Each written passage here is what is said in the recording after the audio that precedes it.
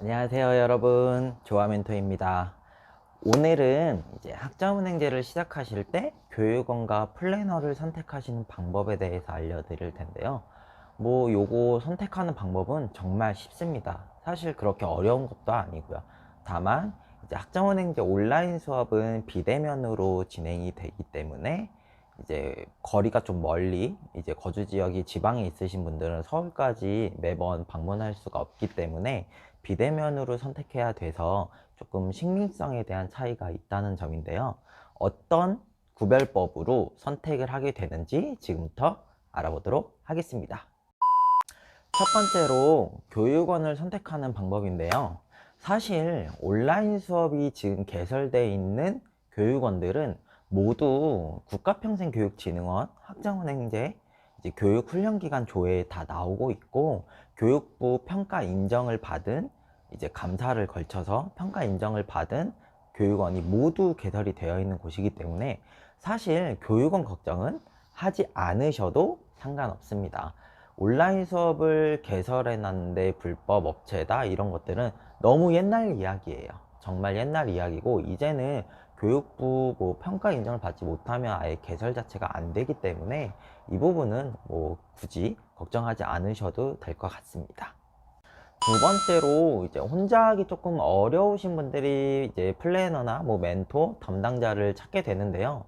이제 이 담당자분들을 찾을 때 이제 가장 쉬운 방법은 사실 우리 초록창, 이 초록창에다가 학점은행제 플래너 두두두두 다음에다가 두두두두 검색을 하시면 정말 많이 수많은 글들이 나오고 광고 글도 있고 홍보 글도 있고 정말 많습니다.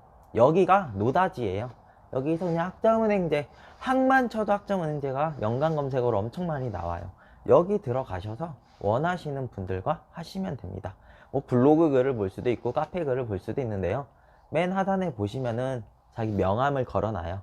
명함에다 연락을 취할 수 있도록 해놓고 있으니까 상담도 여러 군데 받아보고 이제 원하시는 분들과 하시는 것이 아무래도 가장 쉬운 방법이고, 두 번째로는 이제 각 교육원의 행정실에 전화를 하셔서 이제 플래너 담당자를 이제 원한다라고 말씀하면 교육원에서 아무래도 배정을 해줄 겁니다. 근데 이 행정실로 이제 대표번호로 전화하는 것은 조금 단점일 수도 있는데요.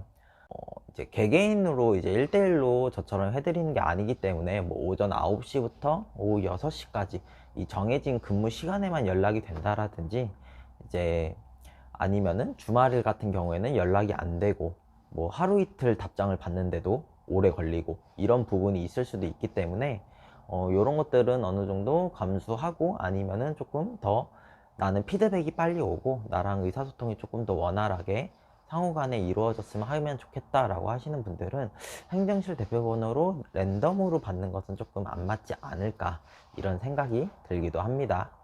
그럼 세 번째로 이제 플래너나 멘토를 이제 검색을 해서 만약에 상담도 많이 받아보고 하는데 누구랑 해야 되냐, 누구랑 해야 되냐, 이게 제일 큰 문제죠. 이분도 된다 그러고 저분도 된다 그러고 여러 가지 문제점도 있고 여러 가지 고민거리도 있는데 어떤 사람이랑 해야 될지 전혀 모르겠다 이거죠. 그렇게 될 경우에는 담당자나 멘토한테 내가 어떤 과정을 하는데 얼마만큼의 도움을 받을 수 있는지를 한번 물어보고, 어떻게 도움을 줄 것인지 명확한 자료나 이런 것들을 눈에 확인을 시켜줄 수 있는지를 먼저 알아보시는 게 가장 좋습니다. 저 같은 경우는 학습자분들이 원하시면은 간호학과라든지 교육대학원이라든지 대학교 편입 이런 정보 자료 참고문헌, 대학원 같은 경우 논문 수도 없이 많고요. 이런 것들을 직접적으로 저는 보여드려요.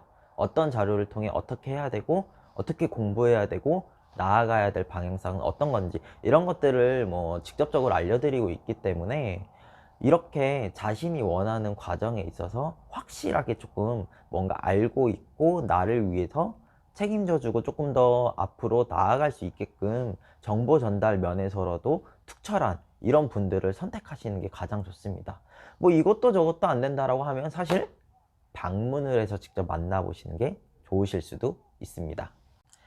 방금 전에도 말씀을 드렸지만 학점은행제를 시작할 때, 그리고 다음 학기를 시작했을 때 뭔가 나 혼자 하고 있거나 아니면 도움을 요청했을 때 가장 중요한 건 내가 원하는 목표에 도달할 수 있도록 나를 이끌어줄 사람, 정확한 정보 전달, 이런 것들이 필요한 겁니다. 굳이 온라인 수업은 도움을 받지 않아도 돼요. 사실 학점은행제라는 건 혼자 할 수 있도록 만들어 놓은 평생 교육 제도예요. 전혀 혼자 하는데 어렵지 않습니다. 카페 검색해도 정말 많고, 블로그 검색해도 정말 많고, 구글에다 검색을 해도 정말 많고, 어디다가 검색을 해도 정말 많아요.